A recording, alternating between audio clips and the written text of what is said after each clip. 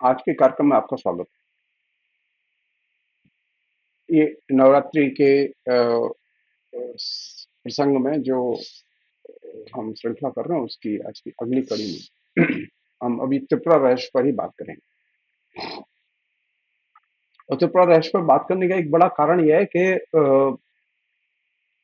जैसा कि मैंने पिछले एपिसोड में कहा भी कि ये स्त्री दर्शन का एक महत्वपूर्ण ग्रंथ है। इसमें एक हिस्सा वह भी है जो कि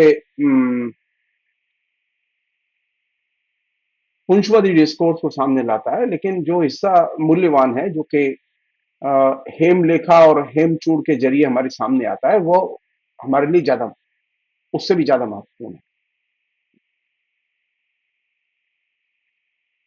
मैंने पिछले एपिसोड में आपसे ये बातचीत की थी कि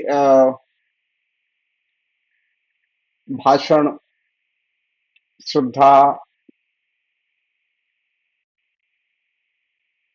और विश्वास, ये चीजें कैसी होनी चाहिए। उसी कड़ी में एक अगली चीज जो जिस पर कायदे से विचार करना चाहिए,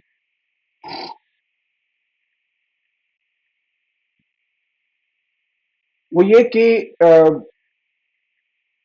इन दिनों एक टेंडेंसी है, और ये पहले भी थी टेंडेंसी, ऐसा नहीं है कि अचानक अभी आई है, इधर कुछ ज्यादा बढ़ी है। वो ये कि सामान्य लोगों का मन बहुत चंचल रहता है।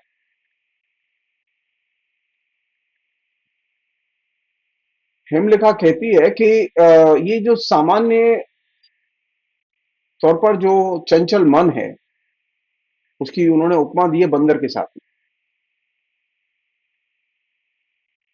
तो वो कहती है कि चंचल मन दुखों की जड़ है, और कायदे से चंचलता से बचा जाना चाहिए। और जब हम आपस में बातचीत करें, तर्क वितर्क करें, तो तर्क वितर्क करते समय हमारी कोशिश ये होनी चाहिए कि हमारे आलोचना के केंद्र में या हमारे तर्कों के केंद्र में निराधार तर्क नहीं आने चाहिए। हमें शास्त्रीय तर्कों के आधार पर ही विमर्श करना चाहिए, और ये एक महत्वपूर्ण चीज है जो कि कायदे से समझी जानी चाहिए। मतलब ये तो कोई कहता ही नहीं था कि औरतों को शास्त्रीय तर्कों के आधार पर बात करनी चाहिए।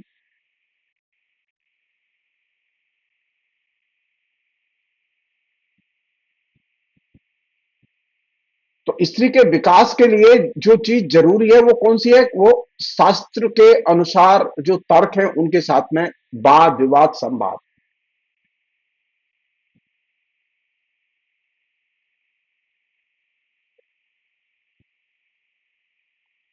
और दूसरी चीज है जिसका कि इसके साथ बहुत गहरा संबंध है, वो है श्रद्धा।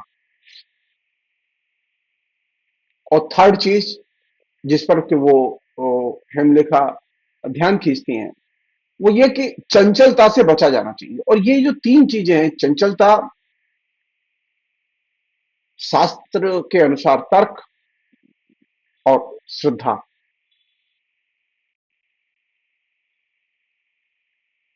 और फोर्थ चीज जिसका कि वो जिक्र करती है, वो ये कहती है कि आ, प्रयत्न कभी छोड़ने नहीं चाहिए। कोशिश करने से हमें पीछे नहीं हटना चाहिए। हम तरह तरह से बहाना करते हैं, कोशिश छोड़ देते हैं। क्या होगा, क्या फायदा होगा, क्या करेंगे सब करके। ये जो टेंडेंसी है, स्केपिस्ट टेंडेंसी, इससे निकला जाना चाहिए। और ये जो चीज है, ये आ, हेमलेखा अपने पति को समझा रही है।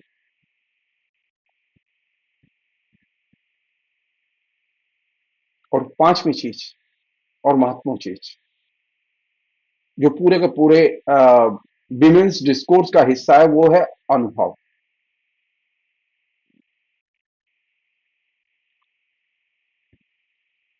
स्त्री के जो अनुभव होते हैं वो बहुत मूल्यवान होते हैं, पुरुष के अनुभवों से भी ज्यादा मूल्यवान होते हैं। तो हर चीज को अनुभव की कसौटी पर कसना चाहिए।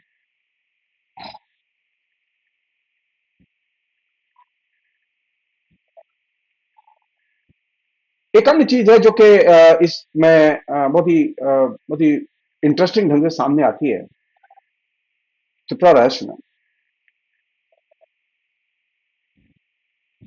वो ये कि ये जो तरह तरह के इंद्रजालिक होते हैं, जादू करने वाले होते हैं, तो इंद्रजालिक और जादू करने वालों के साथ में उन्होंने महेश्वर की तुलना की है, शंकर की।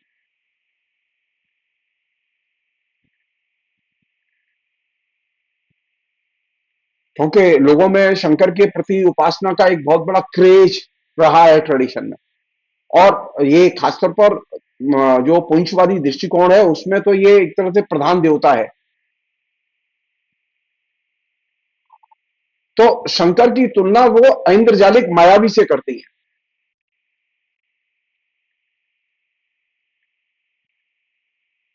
और वो कहती हैं बहुत ही मतलब जैसे कहें कि उनका जो तरीका है उन लेखा का बहुत ही शास्त्रीय और बड़ा सुंदर। जैसा कि मैंने शुरू में भी कहा था कि वो उपमाओं का सहारा लेती है। वो कहती है कि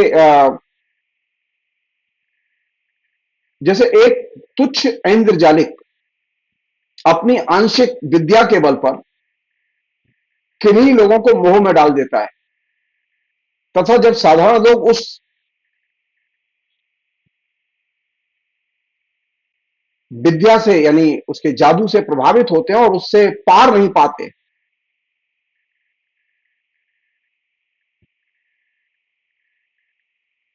क्योंकि जादू तो वो कर नहीं सकते। तो बोले वही स्थिति इस महेश्वर की है जो महामाया भी है। इसके जादुओं से पार पाना बहुत मुश्किल है। क्या करना चाहिए? मायावियों से बचना चाहिए।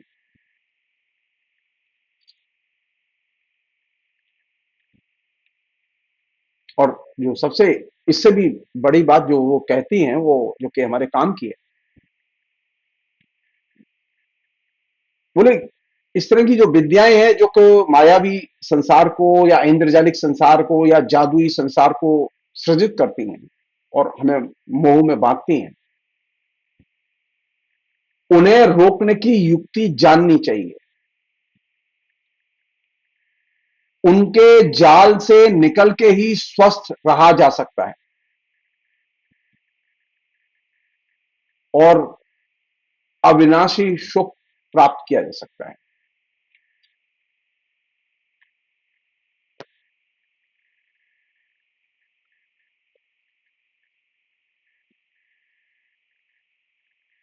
और ये काम करने के लिए इंद्रजालिक होने की जरूरत नहीं है।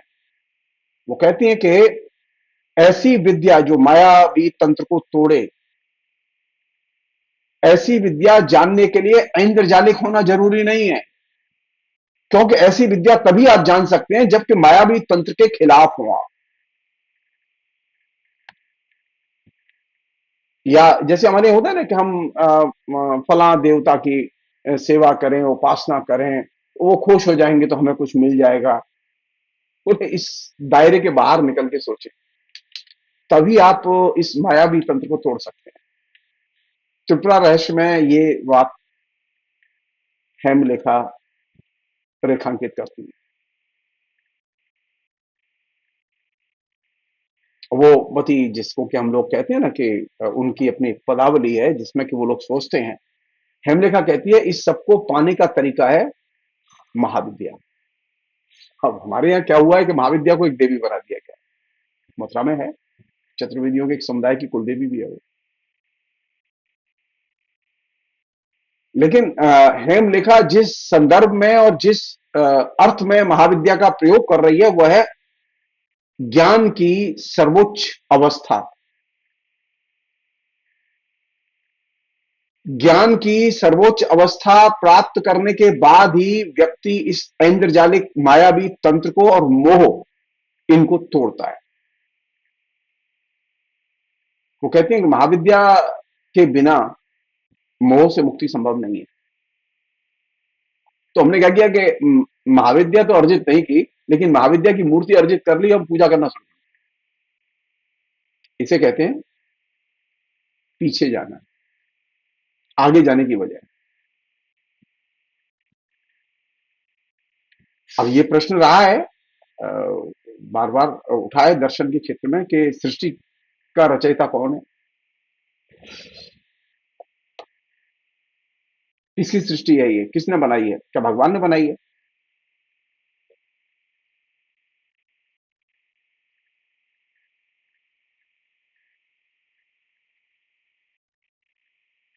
हेमलेखा ये नहीं मानती कि ये सृष्टि भगवान की सृष्टि है।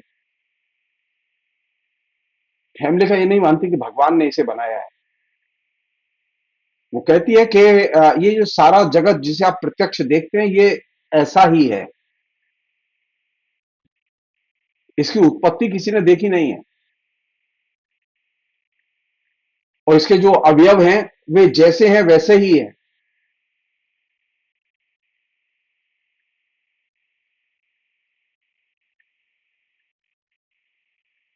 हाँ, इसके जो तर्क हैं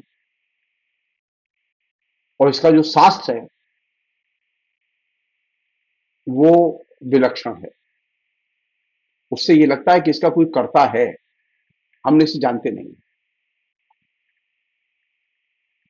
लेकिन ये जैसे लौकिक कर्ता होते हैं उन लौकिक कर्ताओं की तरह ही विलक्षण है,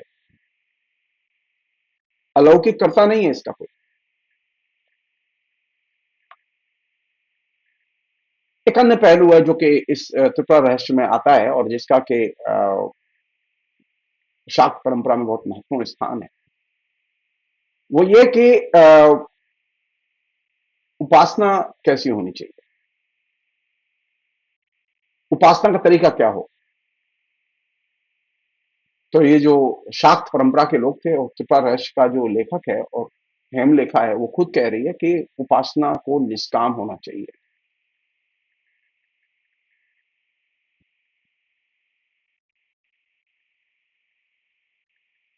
और उपासना के लिए जो चीज जरूरी है, मैंने पहले एपिसोड में ये बात तरीके से रेखांकित की थी। यहाँ वो मैं बाकायदा दत्तात्रेय अपने शिष्य परशुराम को कहते हैं कि जब तक मन विचारोन्मुख नहीं होता तब तक साधन होने पर भी कभी निश्रेयस की प्राप्ति नहीं हो सकती। तो मन को किधर होना चाहिए, भगवान की तरफ होना चाहिए या विचारों की तरफ होना चाहिए? मन का शरण स्थल कहां है? दत्तात्रेय कहते हैं कि मन को विचारोन्मुख होना चाहिए, और विचारोन्मुख मन ही जो है वह मुक्ति में मदद करता है। तो हमारे यहां तो मुश्किल यह है कि हमें तो विचारों से नफरत है, हमें विचार पसंद ही नहीं है। हम विचारों में डूबना ही नहीं चाहते, विचारों के विमर्श में शामिल ही नहीं होना चाहते, विचारों को और विचार करने वालों को, विचारधारा को, यहां आइडियाज की बात हो रही है।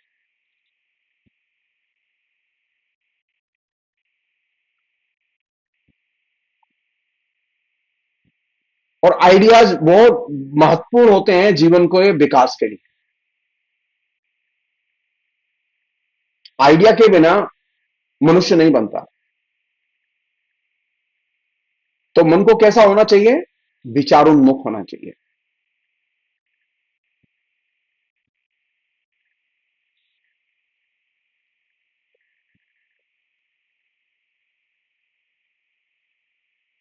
एक अन्य चीज है जो कि कायदे से समझने की है,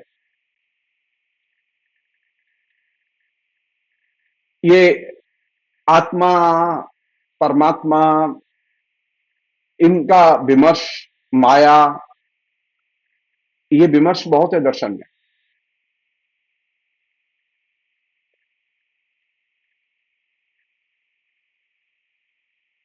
तो इस विमर्श में ये प्रश्न हेमलेखा के सामने भी था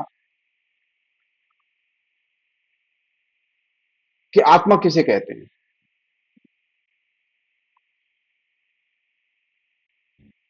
समाधि किसे कहते हैं। हमारे यहाँ लोग समझते हैं कि समाधि का मतलब है कि डूब जाना, बस प्राणायाम खींचो, आंख बंद करो और कहीं हिमालय वगैरह में चले जाओ तो डूब जाओ। हेमलेखा इस धारणा का खंडन करती है और कहती है कि समाधि का मतलब है बुद्धि का के साथ समागम, चिंतन से विरत रह के, संसार से विरत रह के समाधि अर्जित नहीं की जा सकती। तो ये एक नई चीज,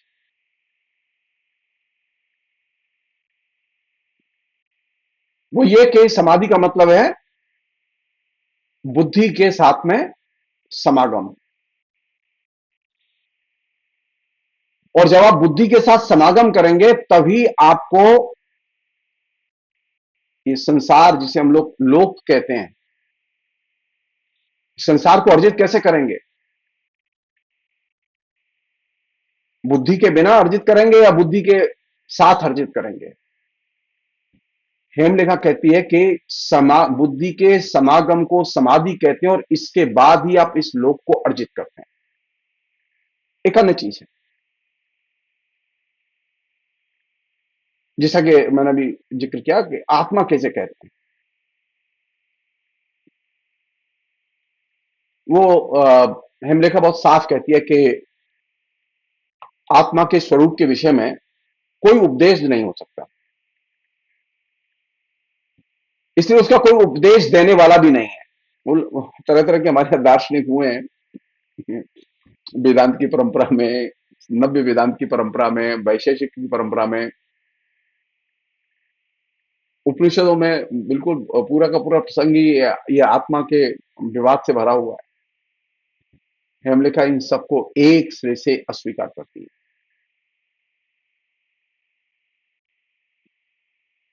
बोले कि आत्मा का मतलब है कि अपने सेल्फ, स्व के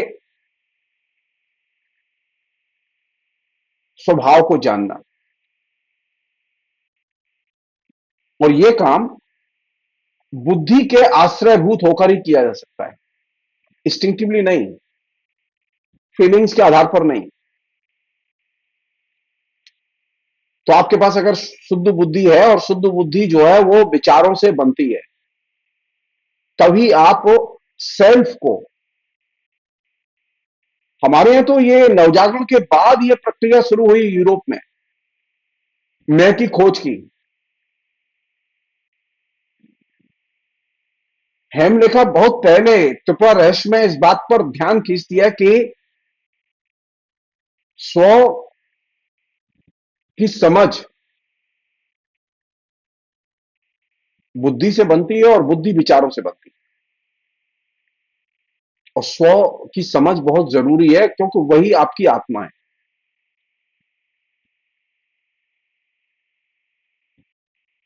दिलचस्प बात यह है कि जो राजा हेमचूड़ थे वो बहुत ही समर्थ और समृद्ध राजा थे, और तो वो तरह तरह के प्रलोभन दे रहे थे उन्हें, सुख के, भोग के, तमाम चीजें दिखा रहे थे। उन्होंने यही बात कही थी कि तुम्हारी इन सुख भोग में कोई रुचि नहीं है। हेमलेखा देखने में बहुत सुंदर थी और बहुत विदुषी भी थी। तो हेमलेखा उन्हें ये शास्त्र चर्चा में उलझाती है और जिसे कहें कि ब्रेन वॉशिंग, दिमाग की धुलाई करती है उनकी।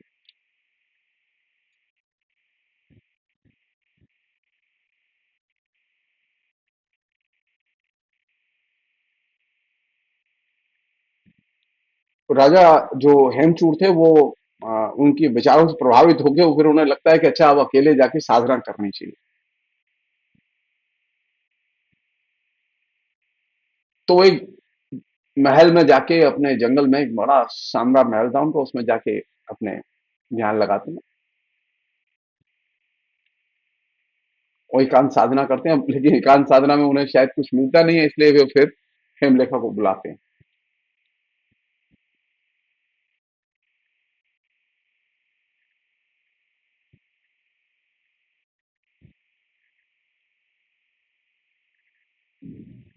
और वे पूछते हैं, वो पूछती है कि महाराज आप आए क्यों यहाँ? बोले कि मैं एकांत साधना के लिए आया, थोड़ा सा सोचूं।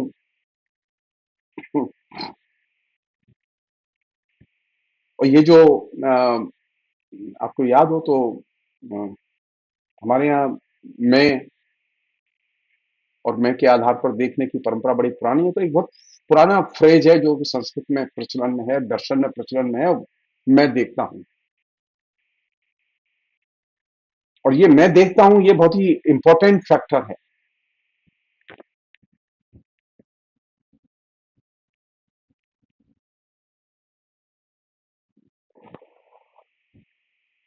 अनेक लोग क्या है कि मैं देखता हूं कि भाव को त्याग के अन्य जो देखते हैं उसका अनुकरण करने लगते हैं।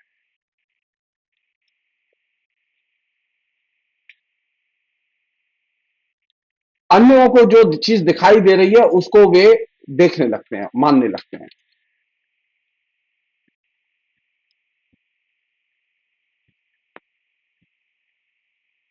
हेमलेखा कहती है कि नहीं, अगर तुम्हें इस दुनिया को देखना है, समझना है, तो तुम पहले स्वयं को देखो। अन्य कैसे देखते हैं इस दुनिया को उसका अनुकरण मत करो। और जब ये चीज आगे बढ़ती है,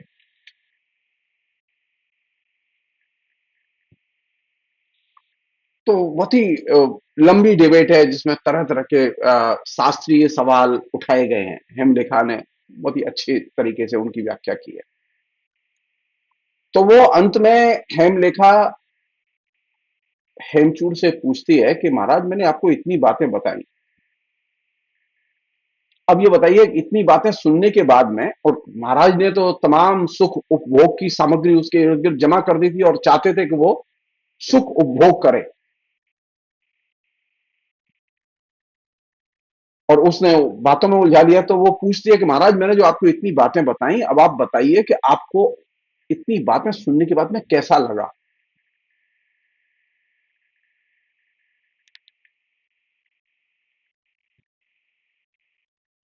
हेमचूड़ ने सबसे महत्वपूर्ण बात कही, जिस चीज से उसने शुरू किया था।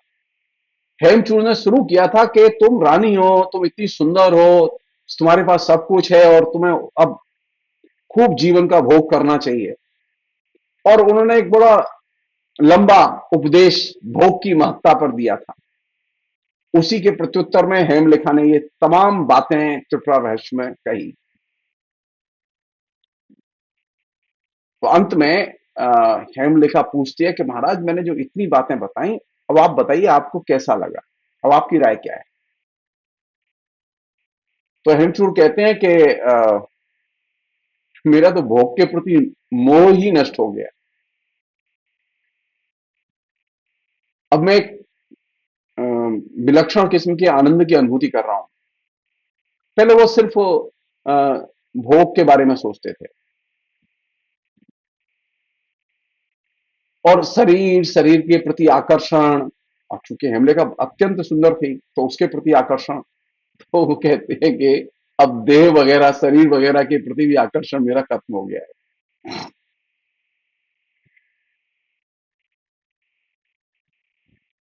बोले कि जब तुम बोल रही थी तो मैं बार बार आंखें बंद कर रहा था और खोल रहा था,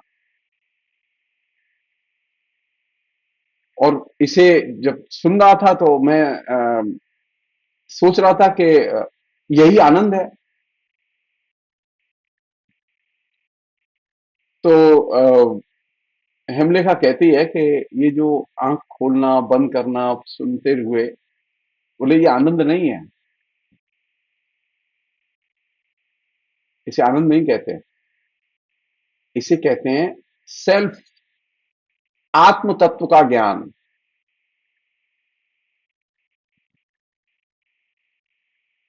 मैंने जो आपसे इतनी बातें कही उसका एक पर्पज ये था कि आप अपने को जाने।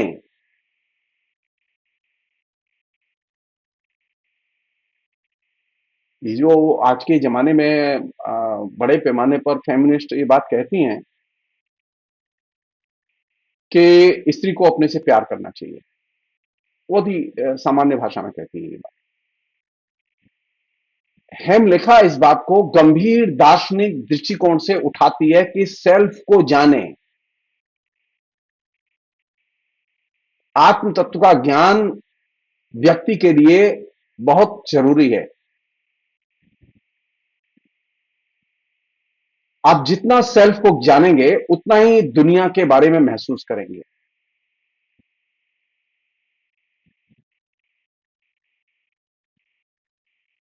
अब राजा की तो मुश्किल ये कि रानी ने उसकी ब्रेन वॉशिंग कर दी।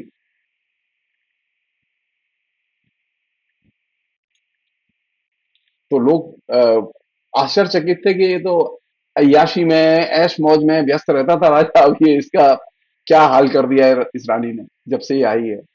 अब उसकी इन सब में रुचि नहीं होती। तो सारे लोगों ने आके पूछा उनसे, दरबारियों ने पूछा, जनता ने पूछा कि महाराज ये हो क्या रहा है ये। तो राजा ने खुल के सबसे कहा कि हम सबको अपने अंदर आत्म चेतना, सेल्फ को जानने की चेतना पैदा करनी चाहिए।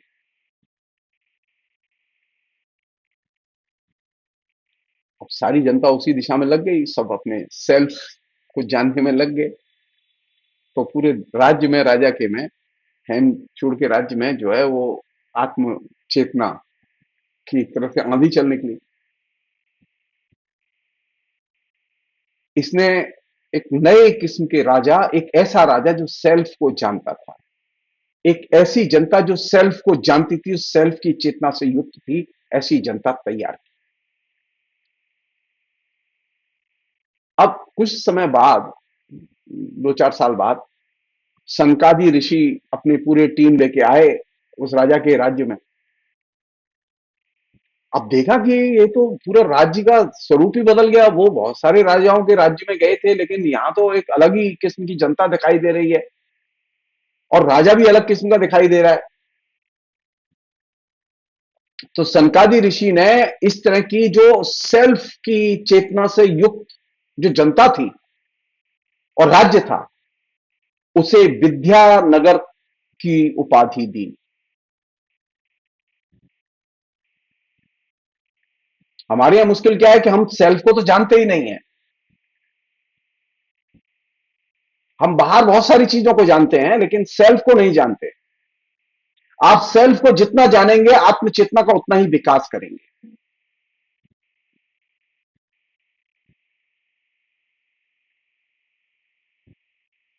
पहले हेमलेखा के उपदेश सुनने के पहले तक उस राज्य की स्थिति यह थी कि, त्रिपुरा रहस्य में लिखा हुआ ही है, कुछ राज्य में की जो चेतना का आलम यह था कि जैसे पिंजड़े में बंद तोता होता है, वैसे लोगों की चेतना बंद थी। लोग सुंदर सुंदर वाणियों का पाठ करते थे, जैसे ना वेद की ऋचाओं का पाठ, गीता का पाठ, रामायण का पाठ, सुंदर सुंदर वाणियों का पाठ करते थे, भजन गाते थे, सेल्फ को नहीं जानते थे। पहली बार एक नया डायमेंशन पैदा हुआ, और लोगों के अंदर मैं हूं और मैं ही संचालक हूं, ये अनुभूति पैदा हुई।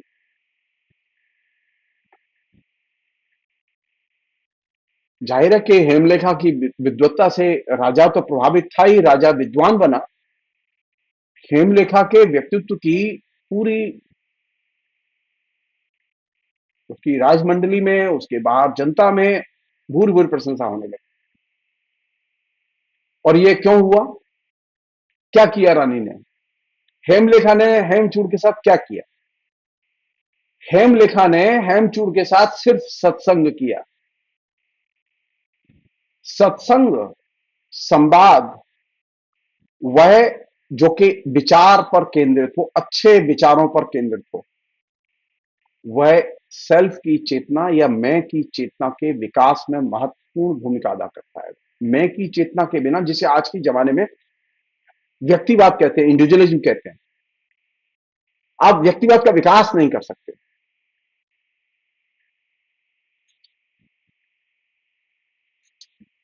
ये जो कहानी दत्तात्रेय ने परशुराम को सुनाई तो परशुराम इससे बड़े प्रभावित हुए और उन्होंने कहा कि ये मैं की चेतना वाला जो कॉन्सेप्ट है, ये धारणा है, वो गुरुजी ये बहुत महत्वपूर्ण है। ये तो मैं की चेतना से तो पूरा राज्य जो है वो चेतना संपन्न हो गया, जिसे हम लोग कहते हैं आइडियोलॉजिकली कॉन्शस।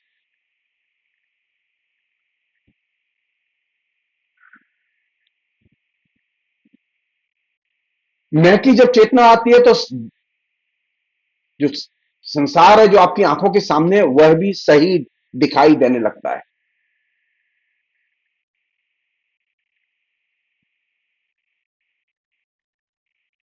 वो दृश्य दिखाई देने लगता है, एकदम ओझल था हमारे। हम लोग कहते थे ना कि हम दुनिया नहीं जानते, वो नहीं, वो कहते नहीं, जब मैं की चेतना आ जाती है तो आप दुनिया को भी देखने लगते हैं, ठोस रूप में देखने लगते हैं और चीजें नए रूप में प्रतीत होने लगती हैं। हर बार चीजें नए नए रूपों में दिखाई देती हैं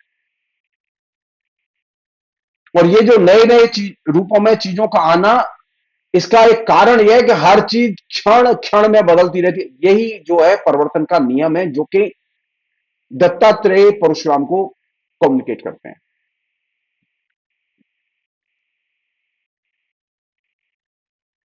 एक अन्य चीज और आखिरी चीज,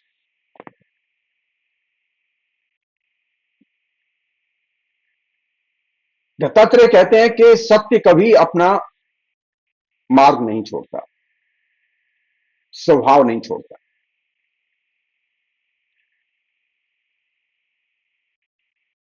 और अगर आपको ज्ञान है तो मोक्ष संभव है, ज्ञान नहीं है तो मोक्ष संभव नहीं है।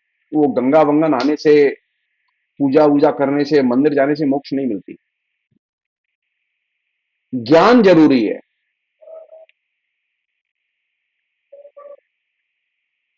और ज्ञान के लिए तटस्थ बोध जरूरी है,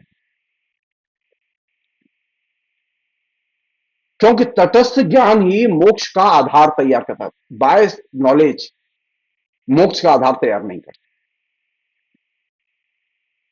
और इस काम में जो चीज मदद करती है, दत्तात्रेय कहते हैं, जो कि अंतिम बात है, बातें बहुत हैं उस पूरे त्रिपुरा रहस्य ग्रंथ में कहने के लिए। जो अंतिम बात है वो ये कि खोज का कॉन्सेप्ट सबसे महत्वपूर्ण कॉन्सेप्ट है। उस कॉन्सेप्ट को हम अपने तरीके से अर्जित करें और मैं की खोज करें। फिलहाल इतना ही।